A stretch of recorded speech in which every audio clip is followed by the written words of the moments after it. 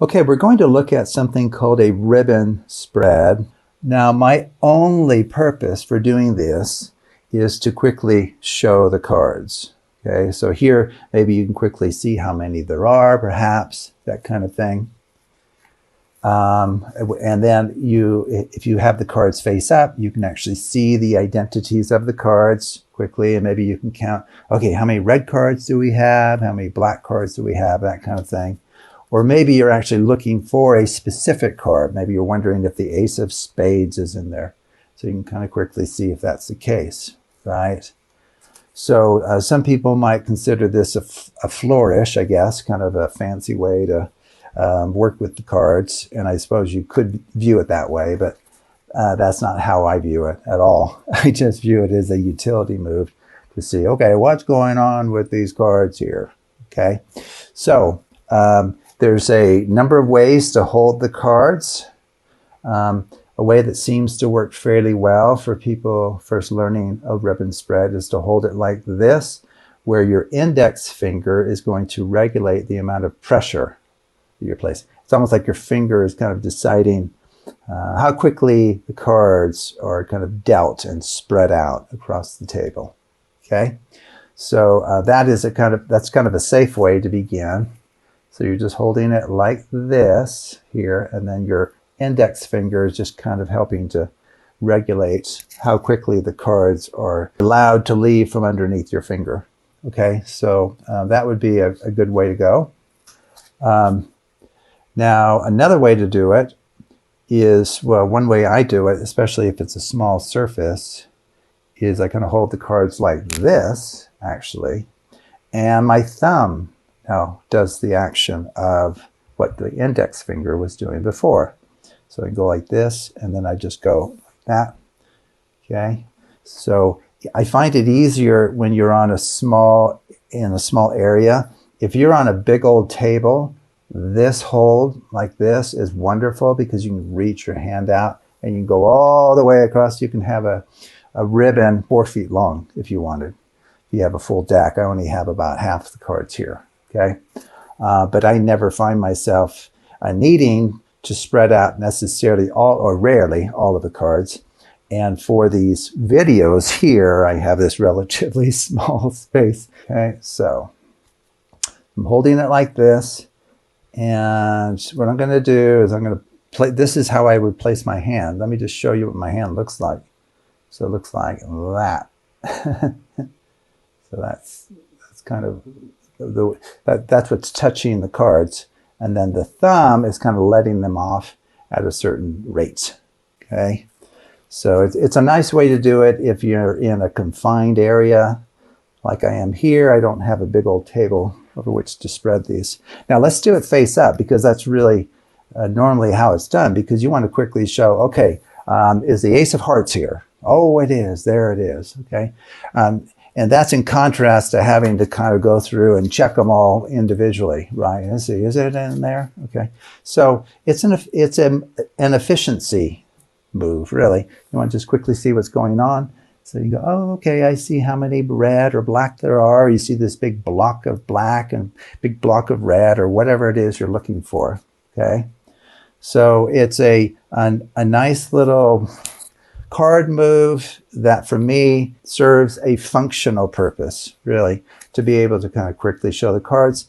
And it's good to use when you can't necessarily do a one-handed fan and, show all of the cards very well, okay? So like this packet here is already getting a little bit big. I know some people can do the whole deck and have the deck go in circles almost. But for most mere mortals, about 26 cards is plenty to try to show the cards using a one-handed fan. So anything that size or bigger, it's just a little bit easier to show them on the table, right? And I don't even worry about like how perfectly spaced out they are. That's not a real concern. My only concern is, can you see what are called the pips? Can you see the identity of the cards? That's all I'm really worried about. But whether or not they're like perfectly spaced, that will actually just depend on the age of the deck. This one's been used a bit. the older decks, they start to get oil on them. Yeah, and some cards just kind of wear out faster. And so that causes a non-uniformity in your ribbon a little bit, okay? And a big issue is the surface on which you're actually doing it. So I have actually a performance pad here. And so it's kind of this felty material. So it's a good place to learn and practice the ribbon spread, because you're more likely to be successful in kind of uniformly spreading those out better than I am here. If you have a good surface. But you know, once you learn how to do it fairly well, there's almost no surface that you can't do a fairly decent ribbon spread on. Okay, so the cards may not be like perfectly spaced, but most any surface will do. You know, and especially for the professionals out there, they can do them almost anywhere, really. Okay, so anyway, that's the ribbon spread, and I kind of prefer this sort of hold, and I just go like this. I think one of the reasons I like it is it only involves my wrist, right? This other hold involves like your whole arm. In fact, you can see my arm in the video, right? So you're going, Now, it's probably true that you can control a little bit better the rate at which the cards are being distributed out, but I just like that. The thumb one, I think it kind of looks cool. Everyone I show it to, they go, oh, that's cool. How did you do that? It's partly because it looks like the cards are just magically appearing from underneath my thumb. You know, my thumb has this power to actually create cards right before your eyes, you know, that kind of thing. So anyway, that's kind of a fun way to do it. And then it doesn't require much of a that big of a surface on which to do it. And for most of what I do, ribbon spreading half the deck is typically the most I would need to do. And then you can always clean up, right? Not clean up necessarily to make it perfectly round, but clean up to make sure all of the pips are showing. Okay, and so that can often happen where you need to do a little bit of cleanup. Okay, and then if you want to get silly with the, you know, flipping them over, that kind of thing really primarily works on some kind of a performance pad because you need a fair amount of kind of resistance, friction there for the cards to not just like flop everywhere. So this works, that kind of thing works well on these performance pads. So anyway, that's the ribbon spread. For me, it's a utility move. It's not a flourish or a show-off move in any way. It's meant to quickly accomplish something, show the cards, and then move on from there. Okay, let's look at the one-handed fan. A one-handed fan. So we'll take a portion of the deck there. Now, if you've watched any of my videos on the Hidden Structures channel where I'm performing mathematical card magic, really, the only reason I use a one-handed fan is to accomplish something very utilitarian. I'm just trying to show the cards. Either I'm trying to see them myself or show them to the spectator, okay? So there's never a time in any of my videos where I put in a flourish just because. It always has a reason. So I want them to see the card, or maybe they're going to remember a card, that kind of thing. Or maybe we all, you know, the both of us, as I set these on the table, we need to note the color of the cards or something, okay? So these one-handed fans are really not there, at least for me, they're not there to like show off and go, whoa, you're so cool. No, they're purely functional, okay? So how this works, and there's a lot of videos on YouTube and different techniques, but as a general rule, so what you're doing, well, you're holding the cards kind of like that, you know, probably with your thumb. I don't know if you should go all the way and cover that whole circle down there, because you won't have enough room to kind of fan them out. But so, you know, maybe have your thumb encroach on that bottom circle about halfway. Now the action that you're doing is simply this. You're just going like that. So, you know, it may sound silly, but you could practice that for, you know, a few minutes. So that's all you're doing. You're going like that. So you're holding it and going, okay?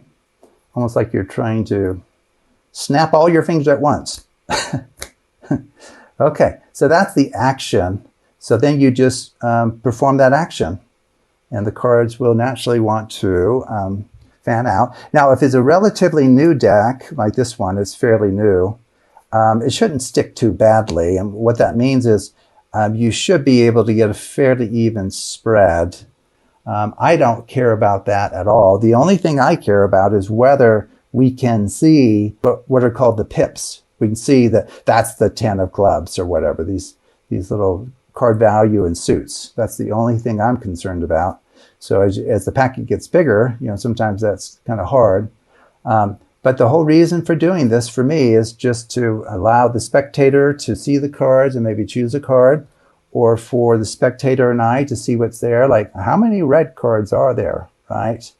Okay, so in my Hidden Structures videos, I've never included a flourish just for the sake of, like, I don't know, showing off or something. They always have a functional purpose. Okay, I'm trying to accomplish something. And quite honestly, it's really about the fastest way to quickly see, you know, what's going on in the packet. You just kind of fan them out and go, oh, okay, there is a 10. Yeah, there's one 10 here, or whatever you're looking for. Okay, so now as the number of cards increases, it will get kind of harder and harder to, you know, get all of them showing the pips for sure.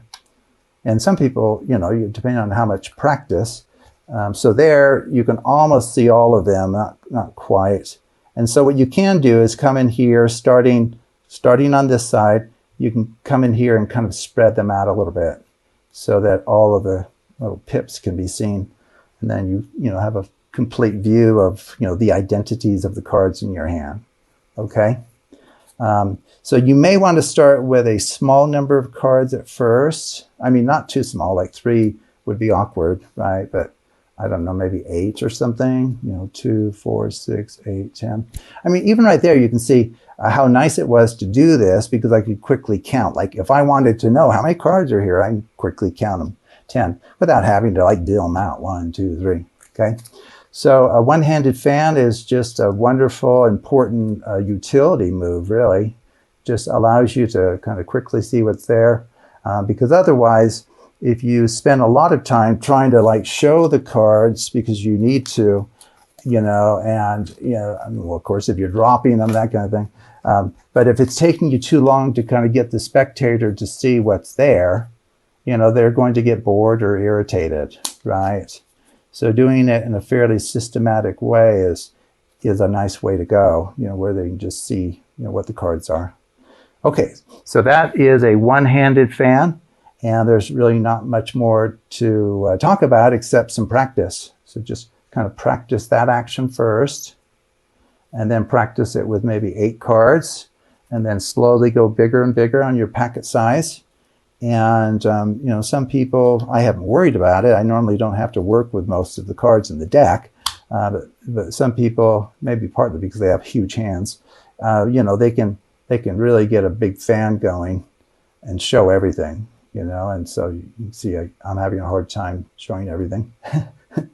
So anyway, it's a great little move for packets of, you know, probably half the deck or smaller. Right now I have 3/4 of the deck in my hand. That's a little bit much, actually, to be able to use the one-handed fan to show the identities of all of those cards. So what you'd want to do there, I talk about in one of my other videos, namely a ribbon spread on the table. So once the packet gets over about half the deck, ribbon spread is the way to go. So maybe watch my other video on that. Okay, I thought we would just look at a couple of in-hand card flips that's kind of nice to do. It adds just a touch of flair to your performance without being overly showy, okay? So one is, if you can see what I'm doing, I'm just pushing off one card, and then I'm going to take it like this. Okay, and you just, I mean, even practicing that, I guess maybe it'd be good to work up to certain things, but so just pull it off, set it down, so you get to the point where you can just pull them off. Maybe I'll do it more slowly. So you go like this, and then on the back, what's happening is your middle finger is catching the back, and then your index finger is holding the front. Okay, like that. So it's just a way to kind of show the cards, reveal them. So you really only need 2 fingers for it. Okay, so your middle finger on the back, your index finger on the front. Now once it's there, you can do flips.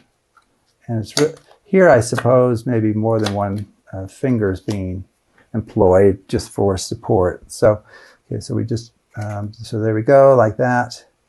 And then what you're doing is with your thumb, you're flipping it. Okay, and then you're readjusting your grip there.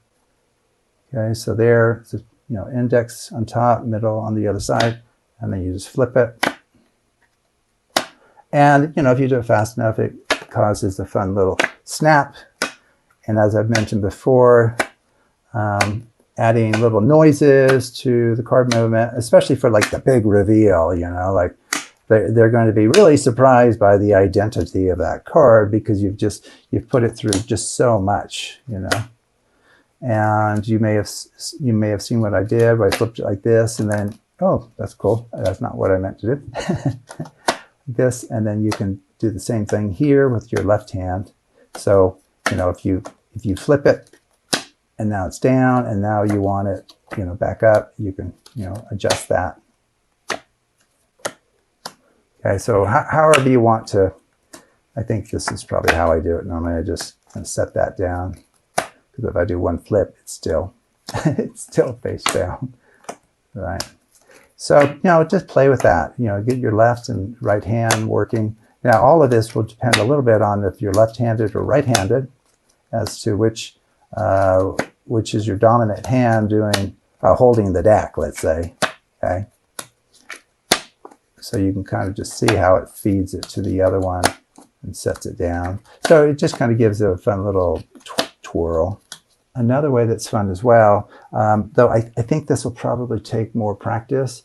I honestly don't remember when I learned this actually, and I include the little flip there, I guess. But so here, this is a 1-finger turnover.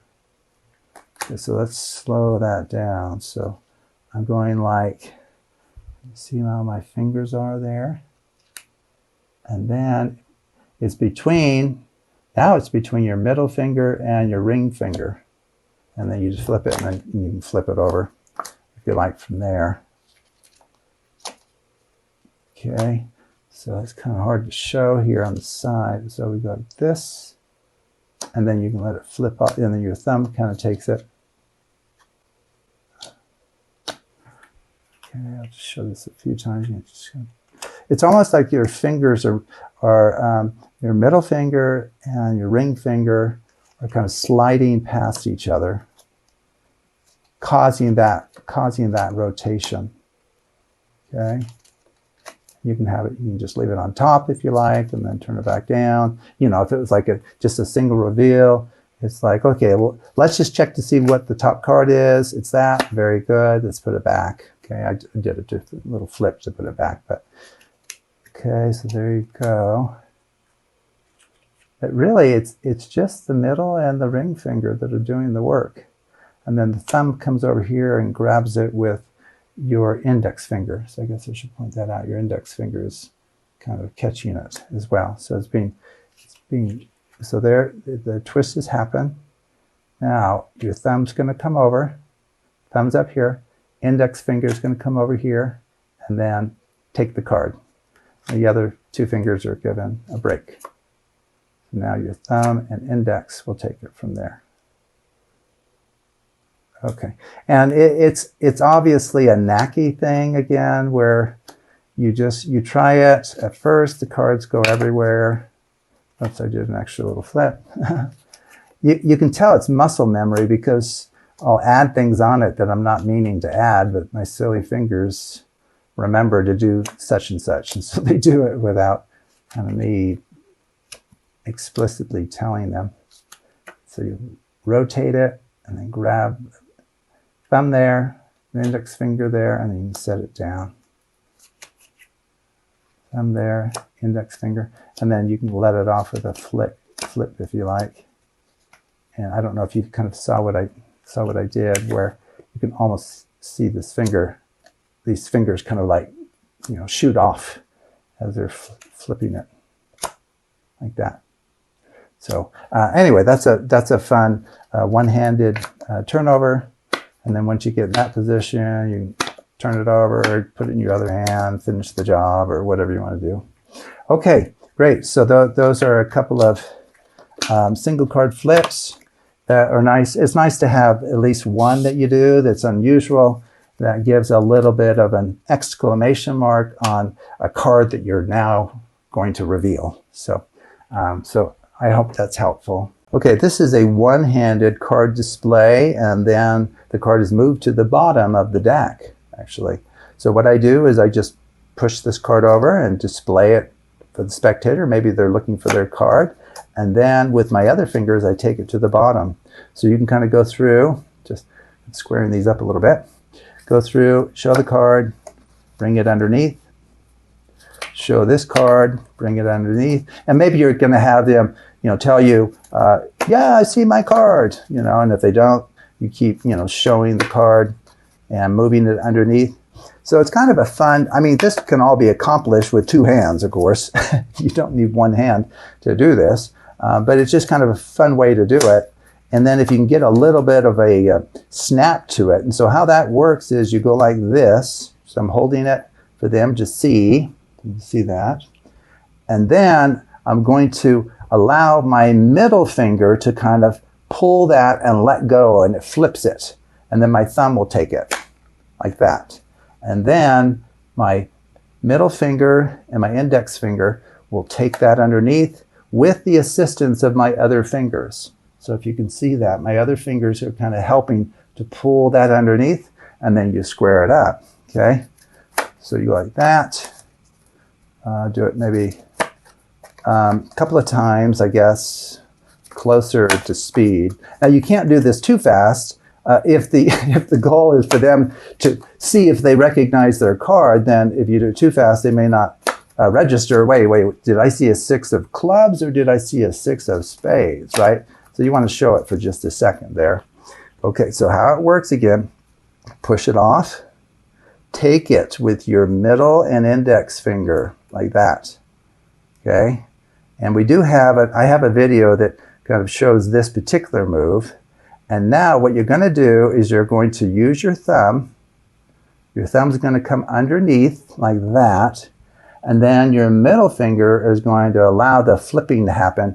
And then I'm going to bring my index finger and thumb together to take the card. So the card's not going anywhere. Okay. And then I come over here again with my index finger and my middle finger. And then with the assistance of the other fingers, it's kind of pulling that underneath, you can move the top card that you've just displayed to the bottom. It's like, okay, not yours. Okay, I think your card is next. I believe. No, it's not. What is going on with this deck? Are you sure you haven't seen your card yet? I mean, we've just about gone through the whole deck. I wonder if your card's even here.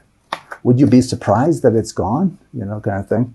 Okay, so you push it over, take it with your middle finger, index finger, with your thumb. Now you're going to take it with your index finger and your thumb, but allow the middle finger to kind of flip it.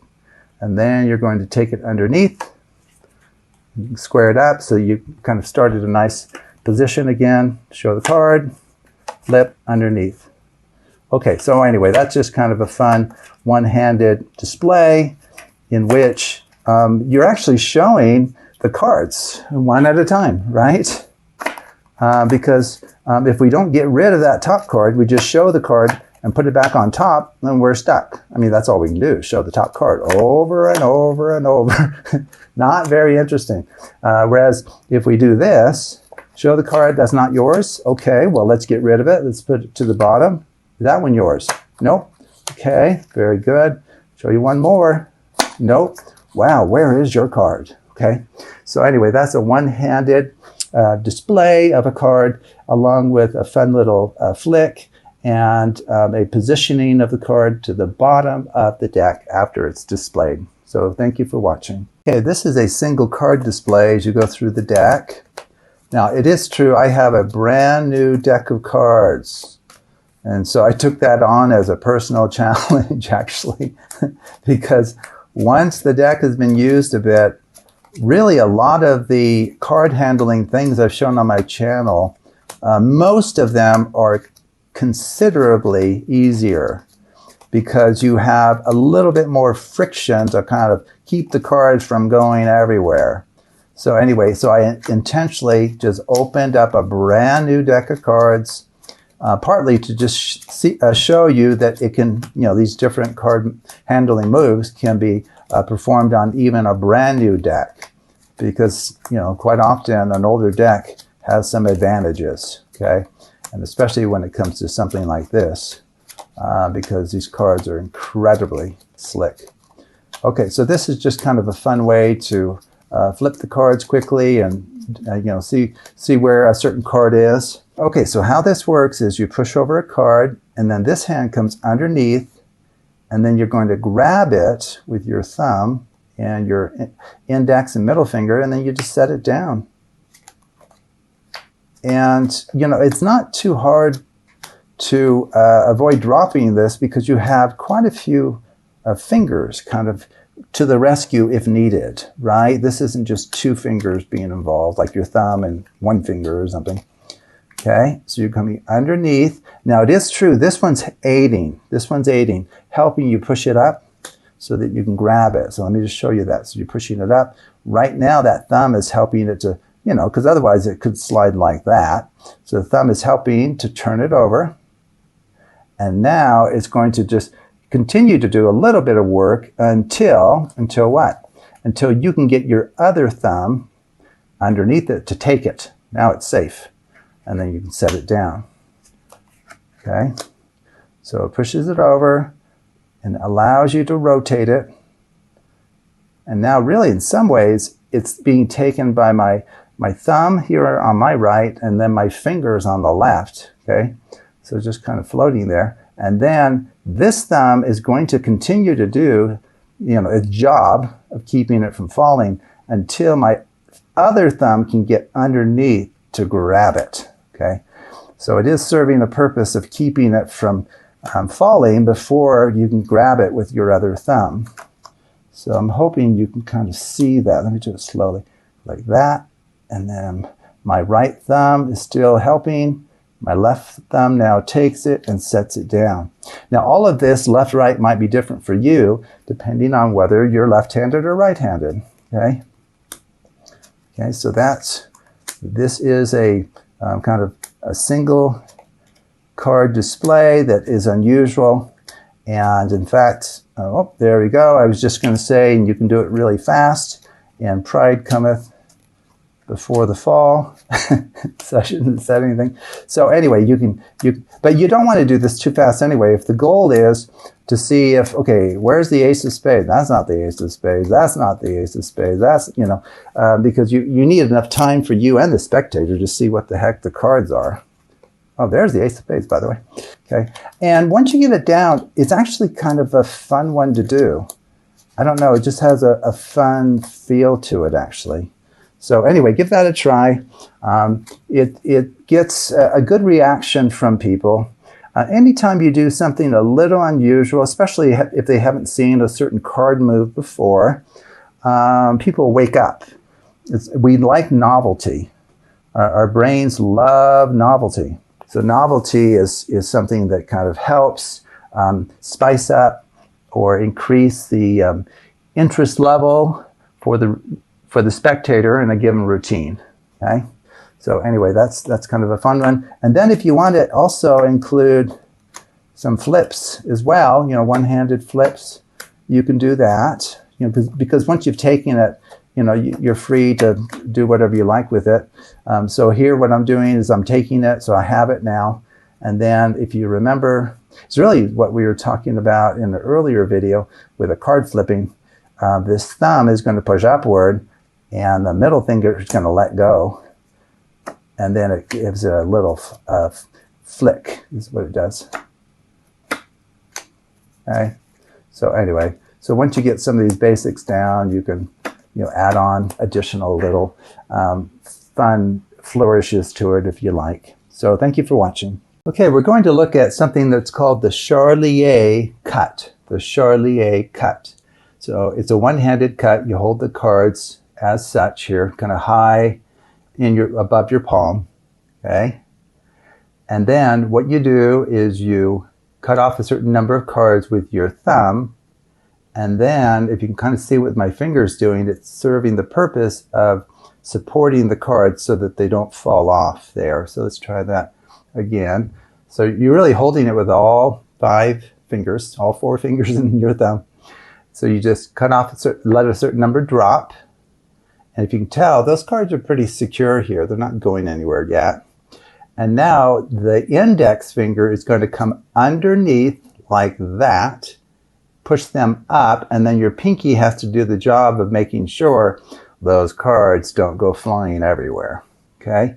So it's your thumb at first dropping, and then your index finger right here is going to go underneath. I don't know if you can see that, underneath, and then kind of close the cards up with your pinky supporting the cards from underneath. Okay, so that's called a Charlier cut. Now this is a brand new deck right out of the box, so they're a bit slippery. But if you have your pinky down here, like I do, you really are protected. Okay, so you really shouldn't drop the cards as long as you have them at the right angle, right? So you have gravity work with you, of course, by angling it the right way. And then with your pinky down there and just the distance in here, those cards cannot fit through there. Close it off and you've cut the cards. Now you might wonder, when is a deck cut useful? Well, if you have a cyclic construction, as talked about in my hidden structures videos, cuts like this will not harm a cyclic construction. A very common use for it. In fact, we seem to have a funny break here. That's kind of interesting, seeing that it's right out of the box there. It's almost like it has a breather crimp or something.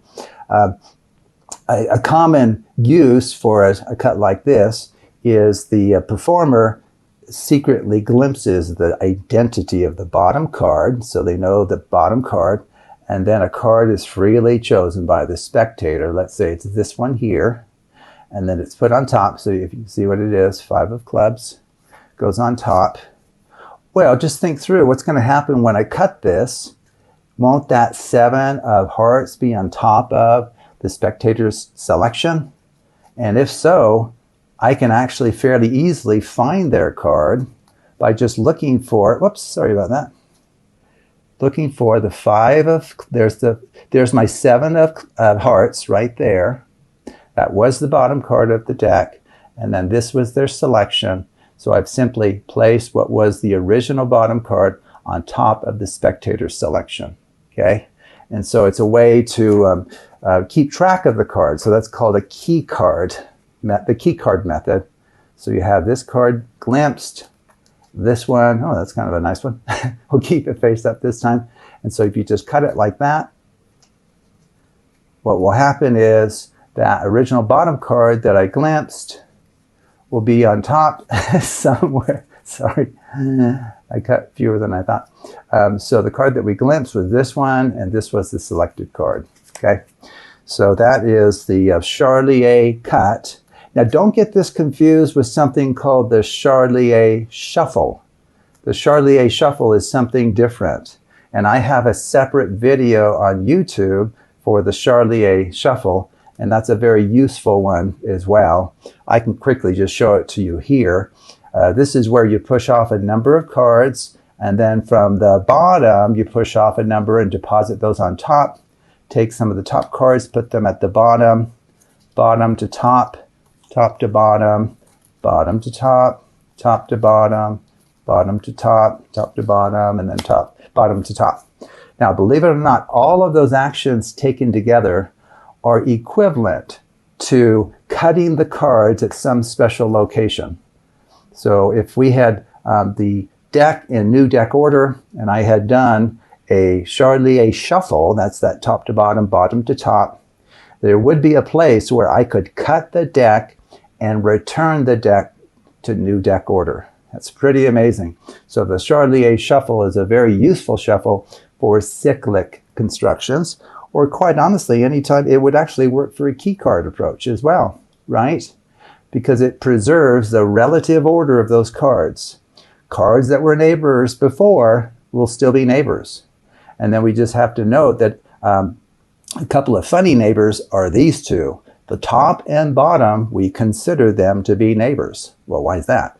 Well, it's because if these cards are moved to the top, we can see that they're close neighbors, right? So you almost have to imagine the cards in order lined up in a big circle, okay? And the cut, the very top card, is just where we start on that circle, okay? So anyway, that's the Charlier cut is what I was supposed to focus on. And then we got a little bit sidetracked with the name Faro Shuffle. So you can look up that video of mine on YouTube. So anyway, very useful shuffle. It adds just a little bit of flair to what you do, but not too much. It's not, overly flowery. And it actually can serve a very functional purpose, namely positioning a key card above the spectator's card, or preserving a cyclic construction of some sort, or if you genuinely want to cut the cards, where the cards are in no particular order, and so you want the top card to be unknown to everybody. Okay, so it can be a genuine cut where the deck was actually randomized before the cut. So it can be used in lots of situations. So anyway, that is the Charlier cut. So here is another one-handed cut. On my channel, I've shown the Charlier cut. So this is another one-handed single cutting of the cards. So what you do is you actually hold the cards in exactly the same way that you would for a Charlier cut. Now the difference here is we're going to use our thumb to swing cut, is what we call it. Swing cut a number of cards and then bring them underneath. Okay, so that kind of happened quickly. This is something where you kind of need to do it fairly quickly, otherwise the cards in some ways have time to slip around and fall all over the place. Okay, so you hold it like this, just like that, and then you just kind of break off with your thumb. I'm just pushing like this.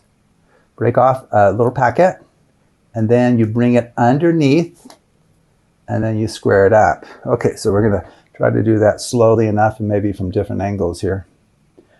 Okay, so you break it off.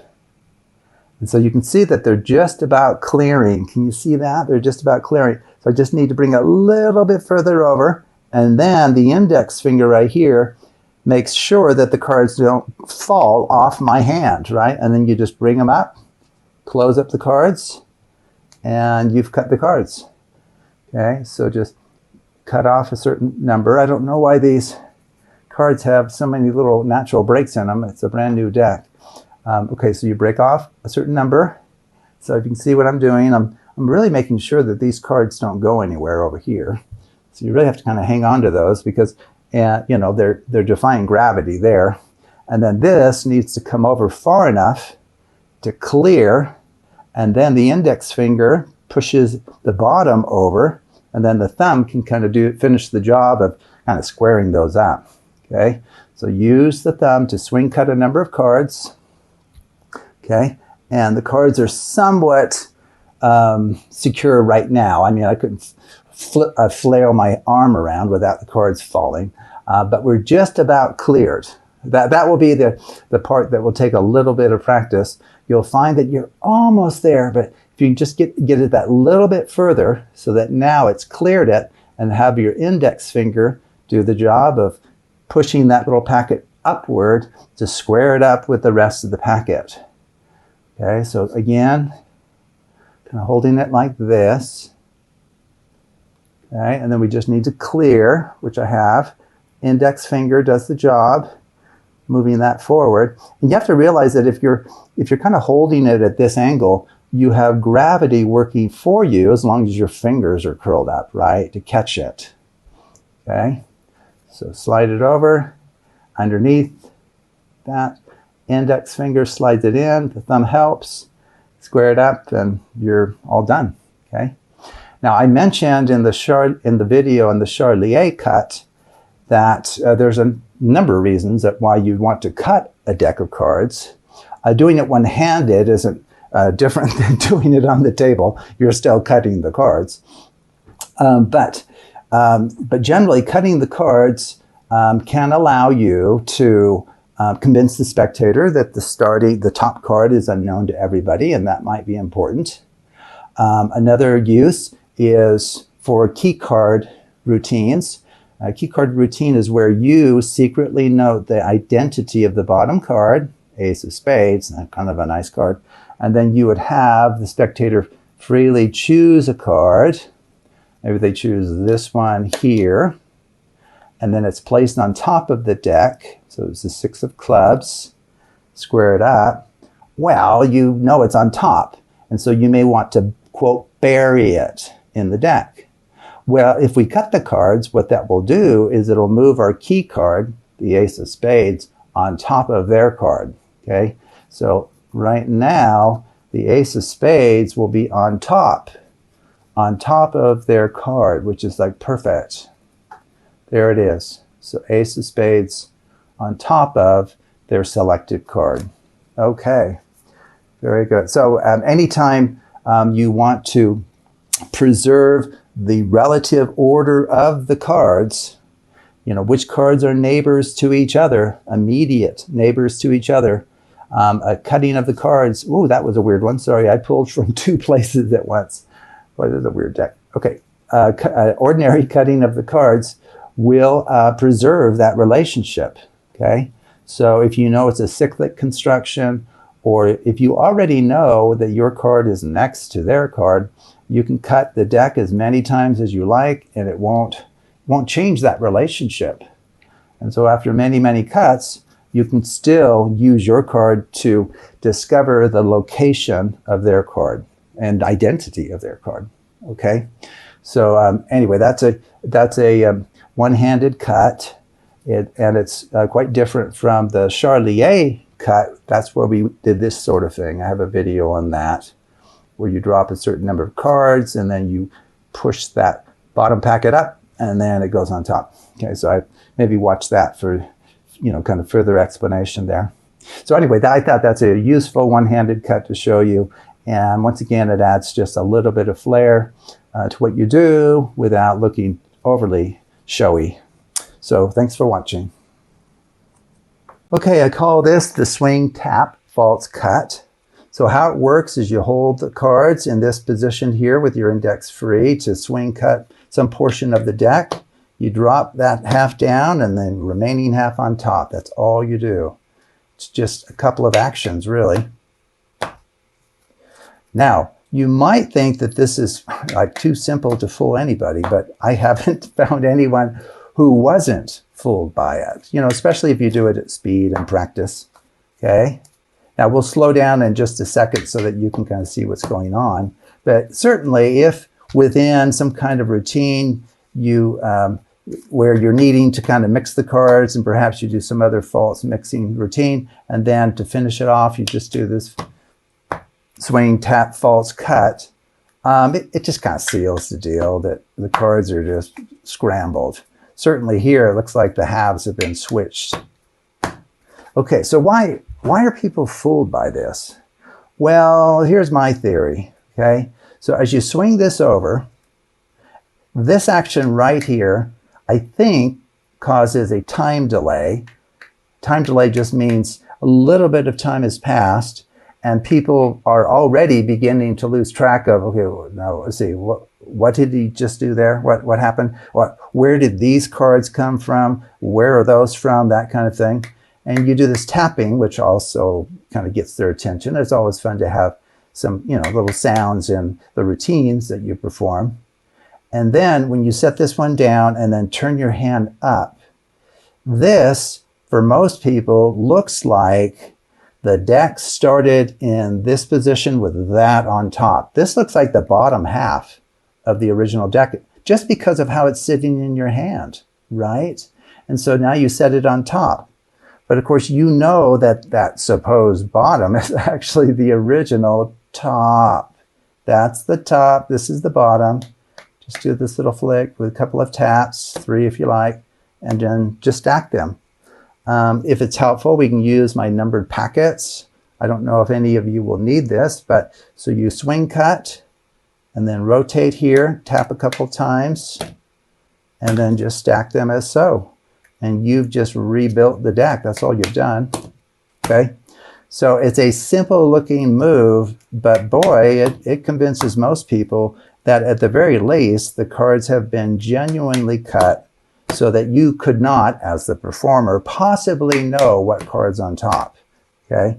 So this could be part of a larger mixing routine in which the cards are not actually being mixed. And then you can finish with this swing, tap, false cut to just kind of seal the deal. So that is the swing, tap, false cut. I think that one is worth adding to your repertoire of card handling skills. Okay, I call this the ABC false cut.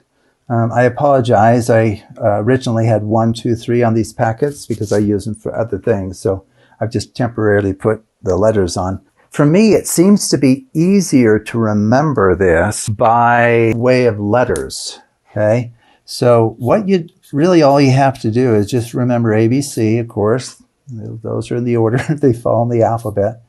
And then remember the word cab, like a taxi cab. Okay, that's all you need to remember. So here, let's go ahead and just stack these.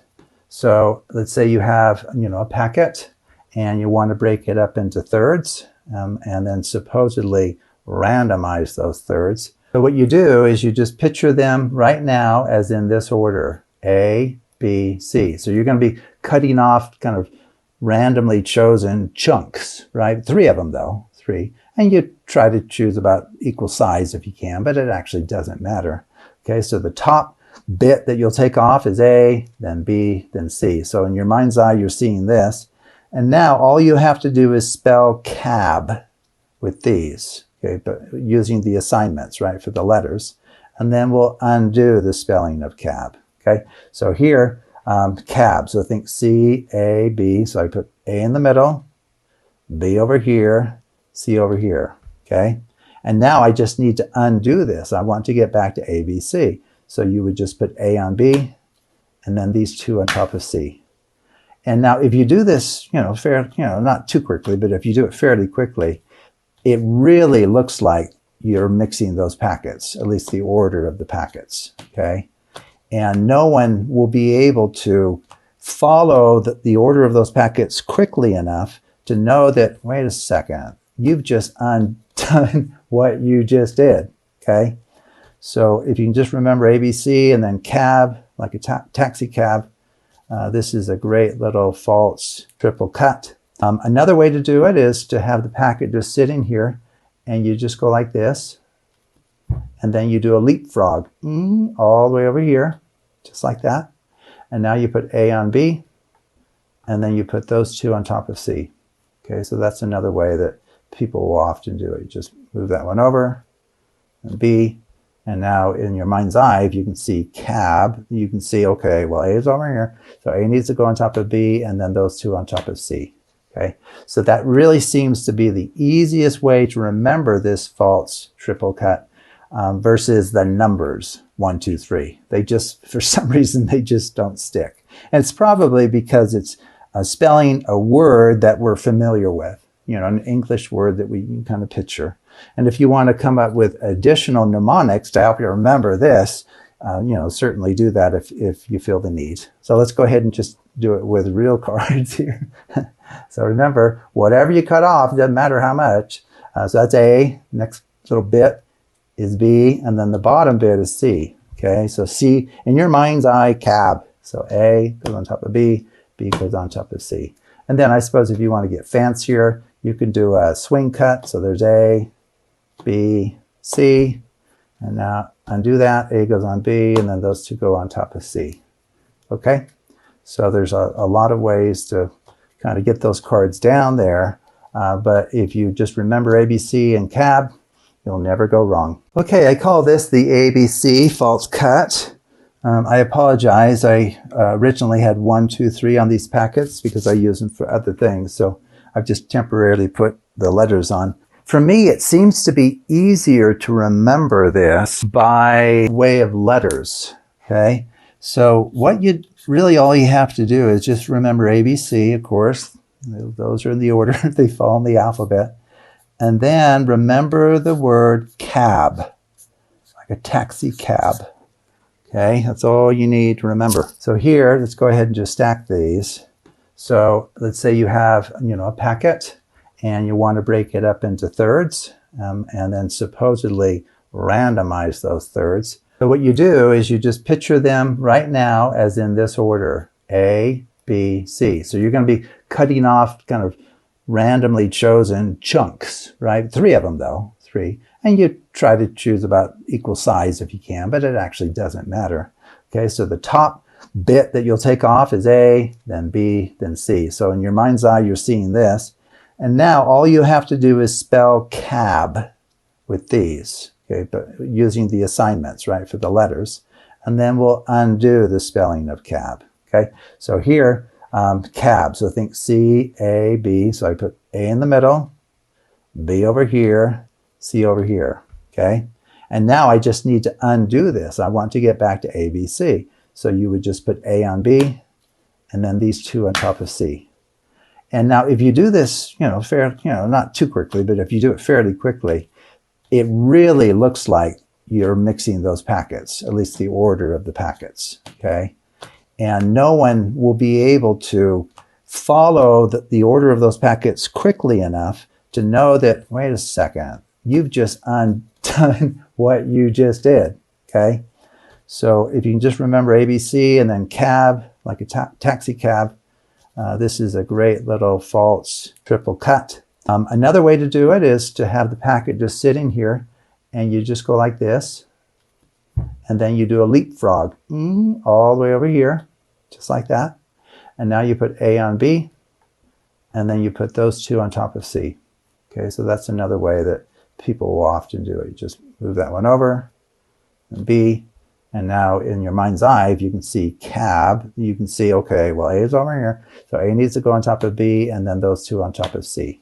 Okay, so that really seems to be the easiest way to remember this false triple cut versus the numbers 1, 2, 3. They just, for some reason, they just don't stick. And it's probably because it's spelling a word that we're familiar with, an English word that we can kind of picture. And if you want to come up with additional mnemonics to help you remember this, certainly do that if you feel the need. So let's go ahead and just do it with real cards here. So remember, whatever you cut off, it doesn't matter how much. So that's A, next little bit is B, and then the bottom bit is C. Okay, so C, in your mind's eye, cab. So A goes on top of B, B goes on top of C. And then I suppose if you want to get fancier, you can do a swing cut. So there's A, B, C, and now undo that. A goes on B, and then those 2 go on top of C. Okay, so there's a lot of ways to kind of get those cards down there. But if you just remember ABC and cab, you'll never go wrong. Okay, I thought we would look at some basic card handling techniques that may prove helpful for you as you perform your mathematical card effects. This first one is actually a false triple cut. So it's going to look like the cards have been mixed in packets when in fact the deck will be brought back to its original order. Okay, so what you do is you hold the cards like this. It's called kind of biddle grip or modified biddle grip. You need your index finger free to do some work here, okay? So you're going to, with your index finger, you're going to pull off just a small packet of cards like that. Now with your other hand, you're going to come over here and grab that packet. Okay, so that's called a swing cut, when you swing it over like that. And now we're going to do another, do about half, little swing cut there. And then this original top portion is going to now go right in here. It's going to go right there and be held, okay, by your kind of ring finger on your right hand or your left hand, depending on whether you're left or right-handed, I guess. Okay, and now what we're going to do is we're going to grab that middle packet. So a fairly easy way to do it is to have it fall. So I'll just show you here. Have it fall into your other hand just like that. And now what you're going to do is you're going to have this one fall next. And then this one here can just be dropped on top. Okay, so I'll show that a few times, and then I'll do it with numbered packets in just a second. So you swing cut, you grab it, you swing cut another. While you're kind of doing that, you come over here and grab this one, like so. Okay, you can just hold those. We have lots of fingers. And now we want this one, so you can go like that. It kind of falls into your hand. And then we can go like this and just kind of have it go off of your index finger here. And then this one, I mean, you can do fancy things, or you can just drop it down on top. Okay, so what I want to do now is I want to show you using an ordered packet so that you can see really what's going on. So I have a 1, 2, 3. This is actually a full deck of cards. So what I just showed you was you perform a swing cut, you grab that. You perform a swing cut, and now with this ring finger over here, you grab that packet like so. Okay, and now look at where 3 is. 3 is right there. That was the bottom. So we want the bottom on bottom. So we go like that. And you'll notice it's upside down, but that's not a problem. And now this is 2, so we want that one next. And then this is 1, of course, so that goes on top. So that brings it back to original order 1, 2, 3. Okay, so let's do it again. Okay, so you do a swing cut, grab this one, swing cut, and then bring that first packet over, and then grab it like that. You know, you just make sure you hold it tightly enough that the cards don't kind of flop around. And now you want the middle packet. Now what you could do is go in there and just grab it like that and pull it out. But I actually find that it's easier to do what I'm showing you here. You just go like this, let it fall in your hand. And then this one here with your index finger, go like that. It just falls in your hand, and then let this one fall on top. Wow. Anyone watching that would think that the cards are being scrambled a fair amount, that those packets are in fact in a different location than they were at the beginning, when in fact you've put everything back together again. There's not a single card out of place. Everything is just as it was, okay? And then once you get this basic one down, you can go on to more complicated ones. You just kind of build on what you've done one step at a time. And you can include like kind of variations. So for example, we could go like this, like that, this, and go like that. And now maybe this time, instead of going like that, you could actually pull it out this way and then go like that and then like that. So there's so many different variations once you get some of the basic little moves down. So anyway, that's a fairly simple false triple cut. Okay, now we're going to look at what I call a false quad cut. So if you've already seen my false triple cut, it will be helpful because we're going to perform some of the same actions and then just kind of build on it. Okay, so you hold the cards in this kind of modified biddle grip. Swing cut about 1/4 of the deck, like that. And then as we've done with the triple, you can just put that in your hand like so, or just grab it. Now we can go ahead and put this little packet down at the bottom, just like we did with the false triple cut. Grab this one, okay? And then cut off one more portion. So now we have 4. Now your pinky wants something to do, so you can put those down there. Your pinky can hold on to that one, okay? And now what we're going to do is we need to get this one right here, the second one. That needs to go on the bottom. This one needs to go on top of that one. This one's next, but we need to put this one underneath it, okay? And that actually brings it back to original state, original order. Okay, so let's show you that, and then we'll use we'll use a packet of ordered cards like we've done before. Okay, so you just bring this over, you just grab it in that way. That's a little simpler than the way I did it the first time. Cut off about, 1/4 of the whole deck. Cut off about 1/4. Now these go down here with your pinky. Your pinky takes care of that one. Now we need the second one. So you can go like this, Sorry about that. It's hard when you do it slowly. This, and then that one, and then this one, but hold it up, kind of like I'm doing here. Hold it up, because this little guy, and then you just do a one-handed fan, and then just feed it in like that. Okay, let's do that again. That was a bit messy, so I apologize. Okay, but I still need to do it slow so you can see.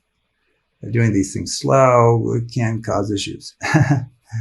Okay, so like that. So that's the same. We want the second one. Very good. We want the top one. Okay. We want that next one, but this is actually the very top of the deck, as you'll see. So this one needs to go in second because it's actually the second portion of the deck. Feed it in and close it. Okay. So let's show you what's going on with our little 4-packet thing. Okay. So what we did was we do a swing cut, this goes on the bottom, swing cut again, this one goes with your pinky. So you can see the numbers here, 3, 4, 1, 2. So if you remember, we took this one first because it's the bottom. This is the next one to go down. Now really we need this bottom one to go down next. So we're going to go like this. That's why I hold it up. And then I can't fan this because these are taped, but then you go like this and then you do a one-handed fan and then you feed it in and close it. And so now it'll be 1, 2, 3, 4. What's interesting about this one is it perfectly turns them, quote, upside down. So let's do it again. So swing cut, grab that, swing cut, and then grab that with your ring finger. Okay, and then grab this, swing cut. Now this one will be held by the pinky. And now we just have to reassemble everything. So this is the bottom, 4. That's 3. This is 1. So that's why we kind of hold it up. And then you do a one-handed fan, and then you just slide it in, and you're back to original state. So that is a quad. Why don't we do it one more time with the actual cards, and hope that I don't drop everything. Okay, so this is like 1. From the bottom, 2 goes down there. So we have 1, 2, and then 4, 3, right? So this will be 4 goes on the bottom, 3 goes right there. This is actually 1, and then I go over here and I just do a one-handed fan. I'm sorry, I'm going off camera. A one-handed fan, and then you just feed it in there. Sorry, let's do it again. I think I maybe was off camera. Just keep an eye on the camera. Okay, so there's 1,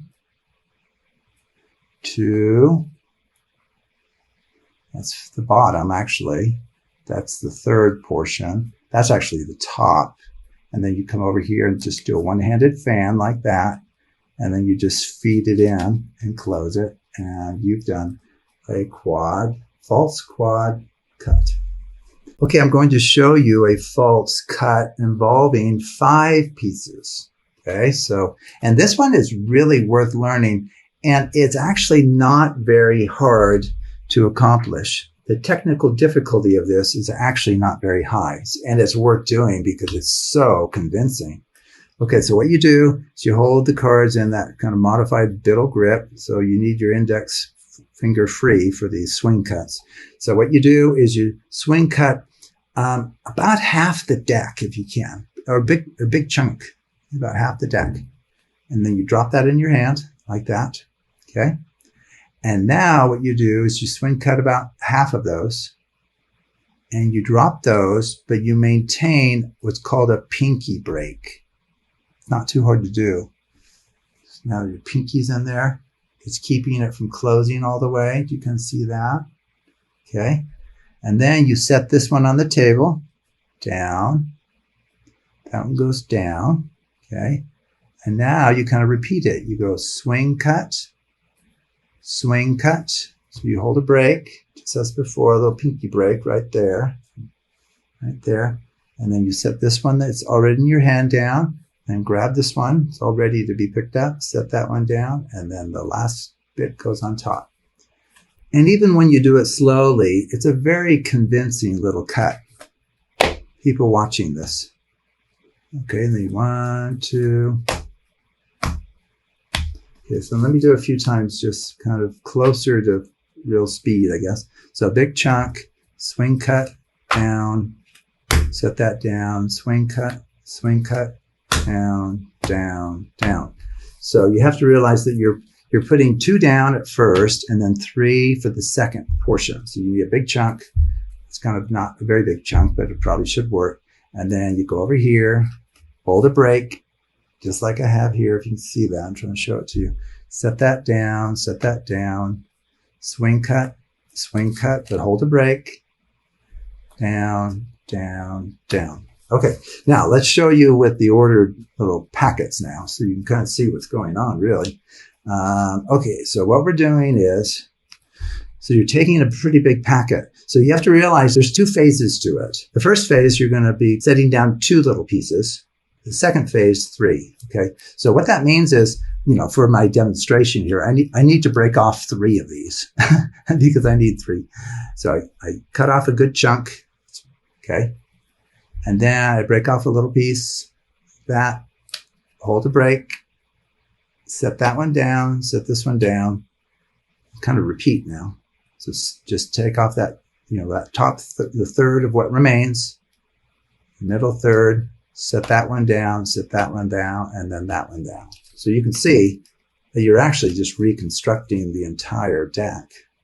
Okay, so here, take a big chunk, which in my case means I need to take 3 of these. Swing cut about half of them, set it down with a break, set this one on the table, grab this one. Now swing cut about a third, set the bottom third down, next third, top third. Okay, one more time with the packets. So take a big chunk, swing that over, hold a break, that goes down, this goes down, swing cut, hold a break, like I have there, down, down, down.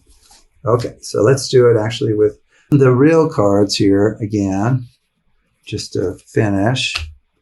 Okay, so take a big chunk, it's a pretty big chunk, grab it, and break off about half, bring it over, hold, set that down. Okay, so that's like the bottom 2 pieces. Okay, now we need to break this up into 3 pieces. So we go swing cut, hold a break, set that portion down, this portion down, and that's actually the original top. So there you go. That's how you can break a deck into 5 pieces and reassemble them perfectly.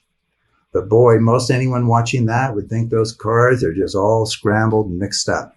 Okay, so thanks for watching. Okay, we're going to look at something called the Faro Shuffle, F-A-R-O. And this is the shuffle that many people associate with what's called a perfect shuffle. I'm not going to accomplish a perfect shuffle, or at least I'm not going to necessarily try to here. I'm just demonstrating the Faro Shuffle itself. Okay, so what you do is you cut it about in half. So I'm just estimating. And then you just have to get the corners to interlace. And so what you do is you put a little bit of pressure and then you bring them up corner to corner. And they will actually naturally want to interweave. Now it is helpful to use a brand new deck. Some people find that hard because the quote corners haven't been rounded off. Ooh, that was a terrible one. Let's do a better one than that. But I find it easier actually just to use a brand new deck. Okay, so let's see if we can do a little better job than what I just did there. Okay, a little better. It's not a perfect shuffle for sure. Okay, so this is a very efficient way of mixing cards. And if you're willing to do like a take out the middle and then maybe break that into 2 halves, that accelerates the true randomization of the cards. Okay, as you can tell, I didn't break it quite in half, which is fine. So if you're just trying to mix them quickly, or if you're trying to add just a little bit of flair to what you're doing, then a Faro Shuffle is a wonderful way to go. And in some ways, a little bit of messiness is perhaps best, because any of the more astute participants, they may know to be suspicious of a perfect shuffle. In fact, they may even know that 8 perfect shuffles returns a deck to its original order. Okay, so that's something that can be done. Seems like a lot of shuffles to do in a row to get it back. A lot of work to get it back into original order. But I primarily use it just to mix the cards well. And once again, to add just a little bit of flair to what you're doing.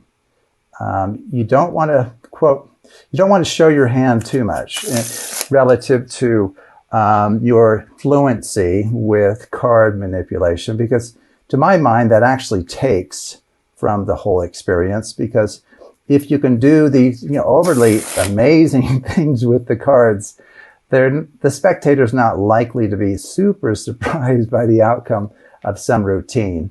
Because after they watch you do just amazing things with the cards, they're going to go, well, if you can do that, you could probably do anything with those cards. Therefore, I shouldn't be all that surprised if you're able to find my card in the end or get it in a certain location, right? So I think a little bit of modesty there goes a long way.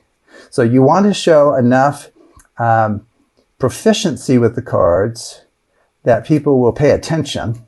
That may actually maybe almost be a perfect shuffle there. But you don't want to be a show-off. Nobody loves a show-off, except maybe the show-off himself, I suppose. So don't be overly cute, with what you do with your card handling. Really, any card handling that I do, it has a functional purpose. Its primary purpose is not to show off or impress. It may be to give it just a little bit of flair, a little bit of fun, but certainly not to overwhelm the spectator with amazing flourishes and card spinning and so forth. So anyway, I think I've done enough of these for you to kind of get a sense of how it's done. So you're getting, so the way to think about it is, if these cards, let me just grab a couple of them here. If you're wanting these cards to come together, it's going to be easiest to have the corners butted up together, okay? So there will be a tendency for them to want to slide past each other if you are bringing these rounded edges or corners together. And so that's really all you're doing. And if you notice, you give it just maybe a little bit of a kind of a wrist flick, I guess. So here, let me just slow down here. Okay, so right now it's like they're almost just straight on, but then you turn it just a little bit. You just kind of turn it, and it encourages the cards to kind of interweave among themselves. And it is a knacky thing where once you get it, you get it. And it does take just a little bit of practice. But I don't think it's something that will take too long for you to learn. And it is helpful to do what I'm doing here. Do you see how I'm kind of straightening them up? I'm trying to straighten up the edges a little bit so that, when they come together, they're really kind of lined up fairly well. Yeah, that certainly wasn't a perfect shuffle there, which is not really what I'm concerned about accomplishing here. But so butting them up together just to kind of square them off like that is helpful. And then you just bring them together and then kind of go, just pull up the packet on the back, the furthest from you, maintaining the pressure. And maybe I'm trying to think, I probably increase the pressure just a little bit when I do that. You just pull it up and then just kind of push them together. So thanks for watching, and I hope you look at some of my other card handling videos. Okay, some of the card handling moves that I'm going to show you on my channel are not ones that I actually use, and I genuinely have not made an effort to try to master them because I don't plan on using them. But they're useful to be aware of, because then you'll see or detect when someone else has just used one of those special moves. And so, for example, if the cards need to, or at least the performer wants you to believe that the cards have been genuinely riffle shuffled. There are false ways of accomplishing that perception, of course, but the cards are returned to original orders. In fact, let's do it face up, okay? So this is just something I want you to be aware of. And like I said, I'm no expert at this, and I don't care to become one either. Okay, so here you just, riffle shuffle them like that, and then bring them together, but just watch what happens here, okay? Now, if we were to square up right now, that would be a genuine riffle shuffle, but that's not what is being done by many card handlers and card magicians. What they do is they grab these little corners here, and then they just push it all the way through, start to push it all the way through, and then they square it up. And because these fingers are being tightly held up here, you think that it's just being squared up and that it's a riffle shuffle. Well, they're actually in a position now to go ahead and just strip these out. So they're going to go ahead and strip out these cards here, put those on the table, and then put the original top half back on top. Okay, so let's do that again. So just break off a certain portion. In fact, in some ways, it's going to be easier, and a lot of times magicians will do this. They won't do a fantastic riffle shuffle there, because if you have them interlaced really well, that increases the amount of friction, between the cards if they're interlaced really, really well. It makes it harder to push them through. So to have some big clumps fall is actually to their advantage. Okay, and now what we're going to do is just keep pushing those through there. If these were squared up, that would be a riffle shuffle, but guess what? They are continued to be. Let me just show you fully what I'm doing here. Okay, so this is really where we are, right? Boy, that was a bad riffle shuffle. I did the kind that a magician might do there. But because of the coverage of these fingers here, the spectator thinks the cards have essentially been squared up, okay, because they just see it from here, right? And then this next action just looks like you're doing a cutting of the cards. You're just cutting out a portion of the cards like that, and then the original top half goes back on top, okay? Well, we know that that's what happens, but that's not what the spectator thinks happens. Okay, so just one more time here. So you do a riffle shuffle, bring them together, and then this is where you really should now square it up if you're going to do a riffle shuffle, but they don't. They keep moving. It's kind of a fun one to do because you can just see that you can feel the packets going through each other. They just pass through. And then, if you're wanting to cover your tracks there, hide things. And then what I'm needing is the original top is over here, the bottom's over here. And so what I do is I just pull out the bottom and then bring it over like that, and then put the top back on top. Okay, so anyway, that's a false riffle shuffle. It's called a push-through shuffle. So you'll recognize it, and the proficient ones with this can do it so incredibly fast that it's hard to even see the individual steps because their fingers are flying. Well, anytime someone's fingers are flying, you should be suspicious because if you can't follow it, anything could have been done, right? It's only if they slow down enough that you can see genuinely what's going on that you'll know whether a true shuffle has been carried out or a true cutting of the cards or whatever it might be. So anyway, that's a push-through false riffle shuffle. Okay, so this is called Top Shot by Lennart Green. So how this works is you have to hold the deck in a certain way. You have it lying across here with your thumb pushing down a little bit in that corner, okay, which is going to cause some tension to build up in the packet. This finger, your index finger, needs to be on this upper corner, essentially straight across from your thumb. And then your pinky does the work of pulling off the card from the bottom, okay? So you're having this kind of create some tension, and then as the card comes off, it actually releases that tension. and it can do it quite violently. Actually, you can actually shoot it across an entire room if you wanted. You could hit a friend across the room. Now, as you get down to a lower and lower packet size, it gets harder and harder. I don't know if it's because there's not enough tension built up when the packet's too small. But all of the quote professionals out there, of whom I am not one, will tell you that as you get down to a small packet size, it's pretty hard to get this technique to work. There's not enough build-up energy, I don't think. So anyway, that is Top Shot by Lennart Green. It may be worth learning. Shooting it is not too difficult, and so a person could actually just use it as a top card reveal and not worry about trying to master shooting it and then catching it with the other hand, okay? So that may not be worth your time to try to learn, because that could take quite a long time. But as far as a single card production, it's kind of fun to do. You know, you could even do it. You know, that one shot, you didn't see it, but you know, you can just. It's just fun if something just kind of shoots out of the air suddenly, and maybe it even lands on the floor, and you go, what was that? And it ends up being the spectator's card.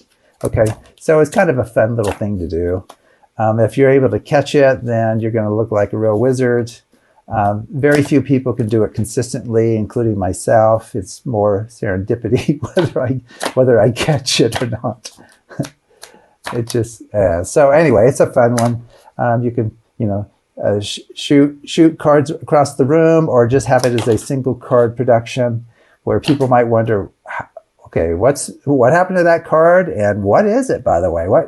What's the identity of that card? You know, whoa, it shot a whole bunch there.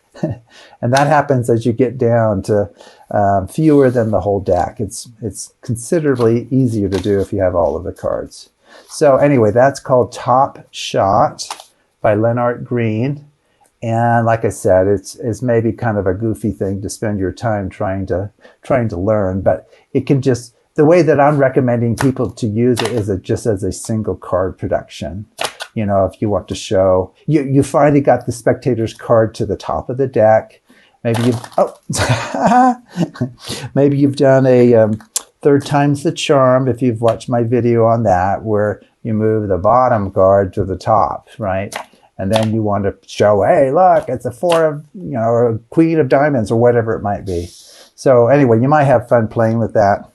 I kind of recommend it as a single card production where you don't worry about where it goes. You're just focused on the fact that you do something surprising with how that card is kind of brought to the attention of the spectator. So anyway, have fun with that. There's a lot of videos talking about Top Shot by Lennart Green. This next card handling move has a fun name. It's called the Kelly-Ovette Master Move. Wow, that sounds amazing. Okay, so how this works is you have the cards, and perhaps you're having the spectator tell you when to stop, okay?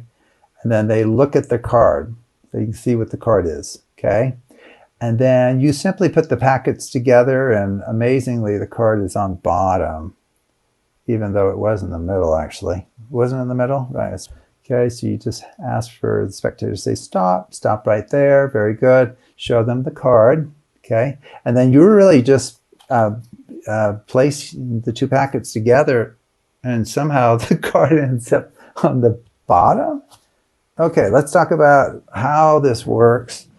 And it is actually highly convincing. I've never seen, you have to watch your angles a little bit here. Okay, so how it works is you truly are stopping wherever, spectator says. And then you pick up the cards like this. Okay, so you pick them up. I'll show like this, right? Now, what you're going to do is these three fingers, okay, you're going to wrap them kind of pretty far over like that. And then underneath, this is what's happening. I have gravity working against me here, but underneath, this is what's happening. So imagine, just look at that big gap there. And you just slide the cards in. Oh, sorry about that. And they go everywhere. Trying to demonstrate it sideways here. Okay, so you go like this, and then you flip it over. So I'll kind of show it. Side view. That's why I said you have to watch your angles. So you can't really have somebody directly to your side, otherwise they'll see this, right? Sorry, in the camera, they'll see this. But for most anyone in front of you, this is what they see. They don't see anything. And why is that? It's because the card's way over here. It's all protected by your palm. They can't see any of this with your hands. This is completely blocked. They can't see anything here. Completely blocked. I guess if you want to have your fingers really tight there, a little bit tighter than mine were, then they'll see absolutely nothing. Nothing. But look at look at what you can do. Now this is important. I've kind of realized I needed to do this slowly over time because it's about the only way to do it. Okay, so what you have to do is you have to kind of have it floating. Yeah, that's what I do. I kind of have it floating. Do you see that? Why do I do that? So that it can easily just go right in there, and then my hand can grab the bottom. Otherwise, your hand gets in the way. So what you're doing is, okay, there, that's what I do. I essentially do this. I mean, that's massive. Look at that. I completely get my fingers out of the way. Okay, I just need to do it without thinking about it. And then this goes right in there easily, and you just close it off. Right? Okay, that's how I do it. Okay, so I have this little gap. And then I have to, sorry, I can't really hold it up very easily showing you how I'm holding it here because it doesn't want to defy gravity in that way. It wants to just sit there. But so right here, this is kind of floating. I don't know if you can see that, but it's just kind of floating on my index finger. And so what that will allow me to do once I stop dropping cards over here is it will allow me to just easily feed that in. Okay, so let's just show you here. Feed that in right in there. And then you just close it off. And you're done. And it doesn't actually take very long to learn that. So you're going like this, and then you close it off and go like that. And gravity pulls this down, by the way. See, I'm trying to do it sideways or upside down, and that's you don't have gravity working for you then. See, so I have gravity working for me here. Gravity's working for me. And then just remember that this is hidden behind all of that. You can't see anything. And then I have this little floating thing here. And then you just kind of put it in and square it up and you're done. So anyway, that's a very fast way of moving what truly was a random selection. They're going to say, stop, you show it to them. And if you notice, I already have my finger ready. That's what I normally do. I have this ready even before that one starts to do its job so that you can just seamlessly perform one action after another. See, this is already floating. I don't know if you can see that. It's already floating. And then this one's already been dropped. So you just feed it in there, close it off. You just have so much cover here, Anyway, that's enough on the Kelly-Ovette master move. It is a fun way to get a spectator freely chosen card to the bottom. And if you followed any of the hidden structures, mathematical card magic videos, the bottom of a packet is a very, very special place to be, right? So that gives you a tremendous power now to move on from there. Because really, think about it, just having it move to the bottom, well, I mean, that could be an effect on its own that would be cool. But I think equally important is just placing it somewhere that you know where it is. Because what they're thinking is, you've shown them the 4 of diamonds. Okay, and they're watching this packet. Okay, and that 4 of diamonds is now back in the middle. So it's lost to you and everyone else, when in fact, you know exactly where it is. And then from there, you pick up the trail and then move into some kind of larger routine or mystery. Okay, we're going to look at something that has been a closely guarded secret for decades, probably. But it's out there now, and so I'm certainly not going to be the first one to reveal this card handling technique here. So it's called a breather crimp. So you have to just choose any of the 52 cards to have as your breather crimp. I think it's good to use one that's non-obtrusive. I don't think you should use like the ace of spades or hearts or something special. You just choose a kind of lonely card here. So there you go, 2 of hearts. And now what you're going to do is you're going to hold your thumb right in the center there, but on the back side, let me just show you, you're going to have your 2 fingers. Now my thumb is positioned to apply pressure essentially right between where those fingers touch, okay? And so what I'm going to do is I'm going to crease it. And in fact, I even turn my finger and my thumb kind of upwards so that I'm essentially using the tips of my fingers and thumb. If you have long fingernails, you have to be careful. I don't. You may just scratch the card. So what you do is you hold it and then you just pull it to this corner, bottom left corner.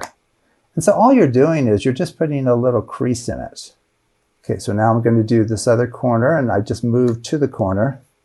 Now, depending on how pronounced you want this to be, you can really push down hard and make it, really stand out. And you could go over it more than once too.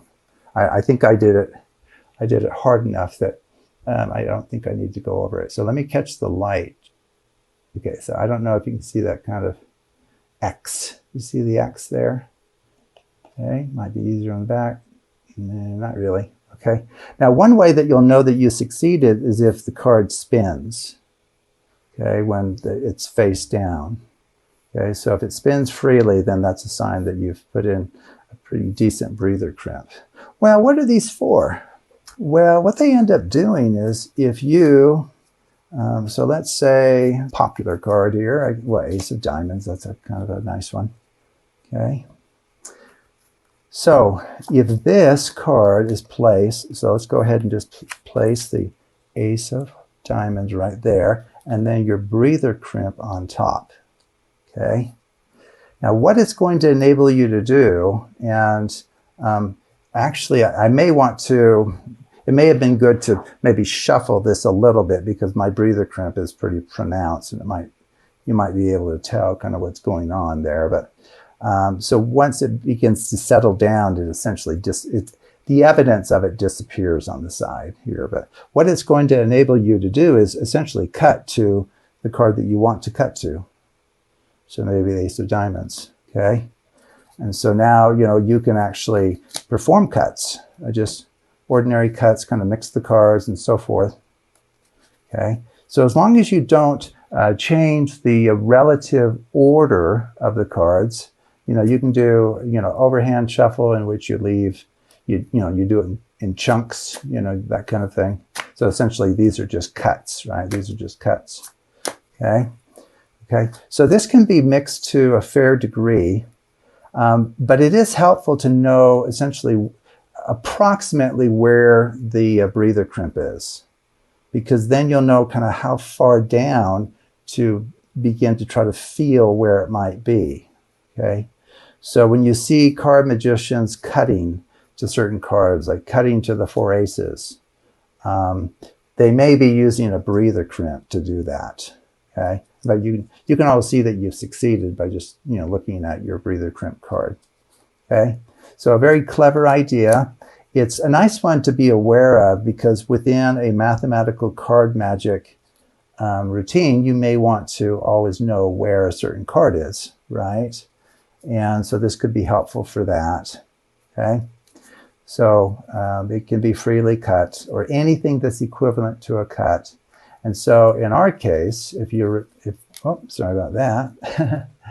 If you use the Charlier Shuffle, okay, that's one that we've talked about. I have a separate video on the Charlier Shuffle, top to bottom, bottom to top, top to bottom, bottom to top, top to bottom. Believe it or not, that's actually equivalent to a cutting of the cards.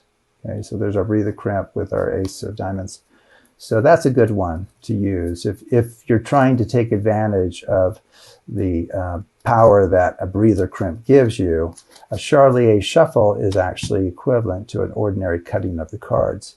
Now here you can see that I'm going to be pretty close to the top, right? If I have some idea, then I can cut to it just fine, right? Whereas if it's way down there at the bottom, it's good to kind of know that too, because when you cut, you know that you're going to kind of find it near the bottom, right? It's going to be, that's really close to the bottom, by the way. Normally you can't cut that close successfully. So maybe that was a little bit of luck there. But so anyway, that's a breather crimp. Very powerful little clever device that will allow you to cut to any card, be able to kind of find any card that you like. There it is, you know. Okay, so anyway, so there's two kinds of breather crimps. I've shown you one, and the other one, as you might imagine, is where the crease is put in the other direction, and that serves a similar purpose. You may want to play with that and see actually what does that do? What does that allow you to do when you put the crimp on the other side of the card? So maybe you make that as an exploration for yourself just to see what happens. Okay, well, anyway, that's a breather crimp. Wonderful, wonderful little thing. I don't know if it's even known who thought of it, who came up with it in the first time. Okay, and then as I mentioned, if I'm not so worried, let's say right now, I don't, at the moment, I don't really care about the ace of diamonds anymore. I just want my breather crimp. If you want the sorry about that. These are new cards, which I've kind of destroyed with a breather crimp. Not really destroyed, but if you feel like it's a little too pronounced, you can perform a few little, shuffles, especially a bridge shuffle, and then it will kind of settle down how readily you can see it on the side, right? And if you don't overly do that, you should still be able to, we won't know it's there anymore, right? The two of clubs. Okay, well, let's just mix this up again. Charlier. See if we can get two of clubs again. Well, let's see. I think we will. So there it is. So anyway, that's a breather crimp. So play with that, and it can play a very important role in any card magic and in mathematical card magic as well. So thank you for watching. Okay, this next principle, I don't think is technically a mathematical principle, but it's one that permeates magic in general and card magic in particular. So what I thought we would do is just go ahead and illustrate this principle. And partly because it's just so ubiquitous. It has so many different incarnations. And once you understand the principle, you can see its application in so many different areas. Okay, so I've shuffled the deck, and you have the spectator shuffle the deck. And so what we're going to do is we're going to put out cards all over the place, as you can tell. Okay, have cards messy, and we can do a table wash if you like. And now the goal here is to test your intuition. What kind of intuition do you have? And the way that we'll test it is I'm going to just kind of like randomly ask for certain cards. And I want you to use your intuition and see if you can find those cards without actually looking at the faces of the cards. Okay. For your first card, why don't we go with a crowd favorite?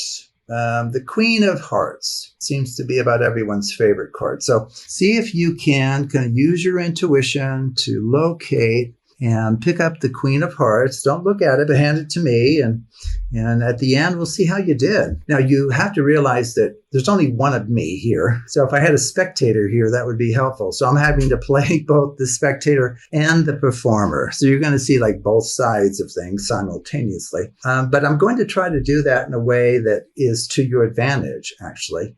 And it's going to give you an opportunity to detect the method here. And I think if you do, you're far more likely to remember it and be able to use it correctly. Okay, so I've asked for the Queen of Hearts. Okay, so the person, they might come over here and go, I think this is a queen. Okay, now they don't look at it. Remember, they don't look at it, but they give it to me, and then I look at it. I'll show it to you. And at this point, you can use some misdirection and maybe give a little bit of a smirk or smile like, whoa, how did you do that? How did you choose the Queen of Hearts? You only had a 1 out of 52 chance of doing it, and somehow you did it. Man, oh man, you have some amazing intuition. So you kind of look at it and go, okay, very good, very good. Okay, let's have you choose another card at random. How about the 8 of spades? Okay. Now, you know that I'm holding the 8 of spades, and unless I have 2 decks here, it is an impossibility for them to actually choose the 8 of spades. So I know that, but just think through, okay, what is this one ahead principle? What am I doing here? Seems kind of funny little business here. So I asked for the Queen of Hearts. They picked a card, not the Queen of Hearts, it's the 8 of spades. And then as the performer, I turn around and say, well, very good, very good. Why don't you find the 8 of spades next? Well, they supposedly try to use their intuition to get the 8 of spades. They pick up and give me this card, okay? And I look at it and go, ooh, wow, wow. Suggesting, boy, you're doing well. You're doing great, okay? Now, can you guess what card I'm going to ask for next? That's right. I'm going to ask for the 5 of spades, okay? And I'll say, well, how about another spade? So maybe a 5 of spades. Can you use your intuition to find the 5 of spades? And maybe they come way over here and they grab this one and they hand it to you and you look at it and go, okay, wow. Well, I've given you the opportunity to use your intuition 3 times now. Maybe I should have at least 1 turn here. You've taken 3 turns. So let's see. I'm going to try to find, using my intuition, the 6 of diamonds. 6 of diamonds. So let me see. 6 of diamond. No. Let's see. I'm going to pick up this one. I think this is the 6 of diamonds. That's what I think. That's the 6 of diamonds. Okay. Wow. I think you're going to be surprised at how well the 2 of us working together did. I think you're going to be quite surprised. So remind me, what card did I ask for first? Do you remember? And the spectator with any luck will say, Queen of Hearts. Yeah, that's right. I asked for the Queen of Hearts. What's the next one? 8 of spades. Yes, we asked for that one. And then didn't we ask for another spade? Yeah, 5. Yeah, so 5 of spades. And what was the last one? Was it 6 of diamonds, the one that I picked up, right? I picked up the 6 of diamonds. Okay. Wow. I don't know how we did this working together, but we got every single one of those silly cards selected correctly. Okay. So do you believe me? And most people say, no, there's no way. There's no way that these are correct. Okay, now you have a few I'm speaking to you as the performer. You have a few possibilities. As you know, the cards are not in the right order. Well, in some ways, they look like they're in the right order because of how I moved. See, this technically was found last, right? But I kind of set it on top, okay? So you can think through different ways of ensuring that the spectator doesn't catch on to the fact that the cards in your hand are not in the order that the cards were asked for, okay? So technically right now, if they hadn't caught me, really I should have put the 8 of the Queen of Hearts at the bottom if I was being systematic in what I was doing. I put it at the top for a reason, because now they're in the order that I requested them, okay? So at this point, after telling them, man, 2 of us did really well as a team, I can come over here and go, okay, what did you ask for first? Queen of Hearts. What was the next one? 8 of spades. Next one, 5 of spades, and then 6 of diamonds. Perfect use of our intuition. Okay.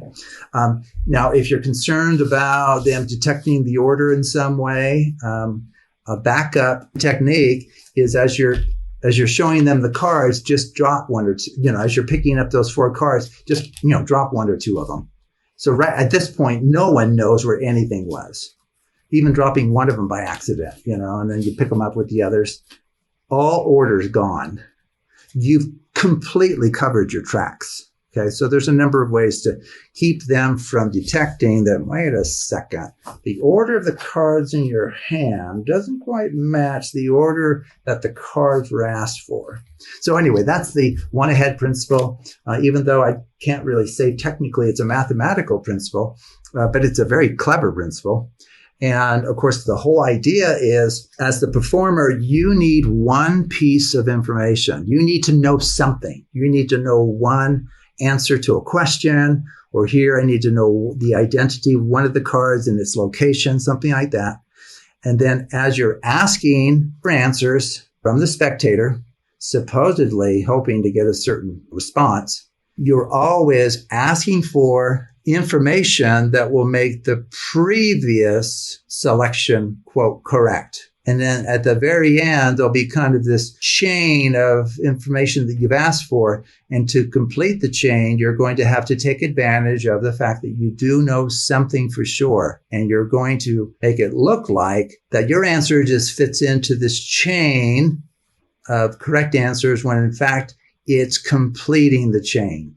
It's patching up the hole there is in this series of actions or questions that are being asked. So the one-ahead principle is a powerful, powerful principle, and a fun one to be aware of, because now you'll recognize it in practice when you see it. So thanks for watching. I would like to share with you something very useful that you can add to your toolbox of card techniques. And so what I'm looking at here is a situation where the top half of a packet consists of cards that you want to keep together kind of as a block. You're not worried about the order, but just keeping those together like these face cards. And then the bottom half of the packet consists of a different group of cards that you're hoping to keep together. Here it's the number cards. Okay, so there's countless applications of this, but I decided to go with a division of face cards and number cards. Now we can go ahead and just randomly stack these. Okay, now one way that I've already shown you that you can use to preserve that division of the packet is you can perform any overcoding. Now, overcoding is where you deal out 50% or more of the cards. Now, remember, we have 10 cards. So if you deal out between 5 and 10 cards and then drop the rest on top, you will preserve that division. Okay, so we'll still have all of the number cards grouped together, either at the top or the bottom, and the same thing for the face cards. Okay, so we can deal out 8 of them even. 1, 2, 3, 4, 5, 6, 7, 8.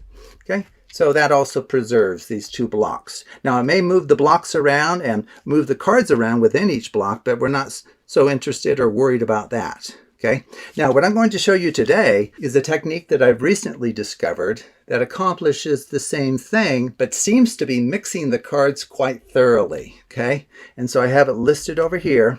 Now, by the way, the T stands for top half of the packet, B stands for the bottom half of the packet. Okay, so like I started with face cards and number cards. So what I'm showing you here are different pairings of shuffles that will preserve those blocks. Okay, so for example, if you perform a Klondike shuffle, this is where you just take the top and bottom cards off as one. Okay, set those down, and then follow it with a left-right shuffle or an up jog, even or odd. You're going to preserve those blocks. So for example, why don't we just do a left-right, and the spectator can decide, okay, how should we stack these? Left on, right on left. Okay, very good.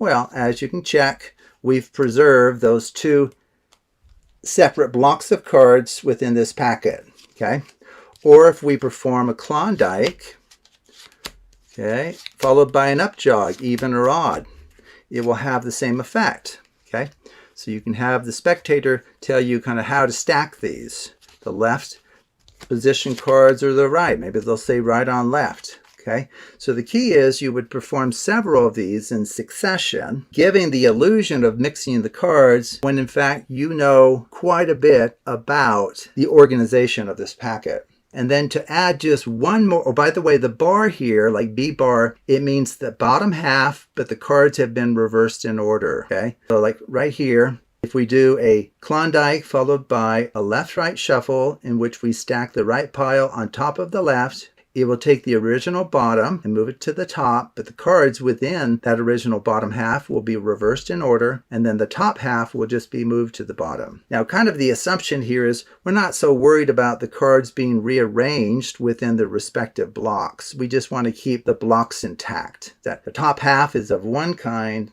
the bottom half is of the other, and all of these will do that just fine. So for example, if you had a royal flush on top in clubs and a royal flush in hearts on the bottom, and you did all of these overcoatings and then any of these in any quantity, you'll preserve the fact that the top half will be one of these two royal flushes and the bottom half will be the other one. Okay, and then I just wanted to quickly add that beyond just the Klondike shuffle, you can actually perform instead what's called a Bessie 1-1, which is a different way of mixing the cards. It really does give you a different ordering. This is where you take the top card, single card is 1, and then the bottom, top, bottom, top, bottom, top, bottom, top, and then the last one goes on top. Okay, and then follow it up with any of these. So maybe we'll just do a left right in which we stack, let's say, the right pile on top of the left. The spectator decides that. That's really important. Okay, and we have still preserved the division of the cards into one half being face cards and the other half being number cards. Okay, so this is kind of a utility move, something to add to your toolbox of card manipulation, wherein you know enough about the ending structure of the packet that you can finish in the way that you hope. So anyway, I thought I would just share this with you. This is another way to preserve separate halves of a packet where those halves are important to keep together. Okay, so thank you for watching, and take a look at other videos on the Absolute Math Magic channel.